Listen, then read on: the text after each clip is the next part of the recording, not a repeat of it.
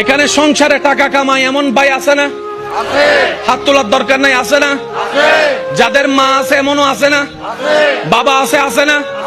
আমার একটা আবদার মনে রাখবেন, আপনার মা বাবা যদি আপনার টাকা দিয়ে ওনাদের পেট চলে, যেটা আমাদের সমাজে বলে আর কি, আপনি চালান আপনি খাবান, এমন যদি হয় এই কথা কখনো চিন্তায় আনবেন না আমি আমার মারে খাওয়াই, এই কথা চিন্তায় আনবেন না আমি আমার বাবাকে খাওয়াই, বরং ওনাদের উসিলায় আল্লাহ আপনাকে কামানোর তৌফিক দান করেছে।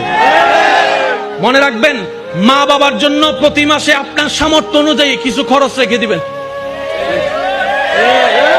জোরে জোরে জোরে।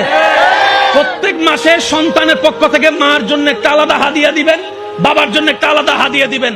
ওনাদের যেন চাইতে না হয়, বুক ফুলায় কাজ করেন। মার জন্য দেন, বাবার জন্য দেন। ঘরে বউ থাকলে বউকে বলেন, ও বউ, তোমার মা বাবা রেখে আসছো, আরেক মা বাবা এখানে আছে, আমি আমার জন্মদাতা মা বাবারও খেয়াল রাখবো। ওই মা বাবার কারণে যে তোমাকে পেয়েছি, ওই মা বাবারও খেয়াল রাখার চেষ্টা করব। সত্যি করে বলেন, সংসার আর অশান্তি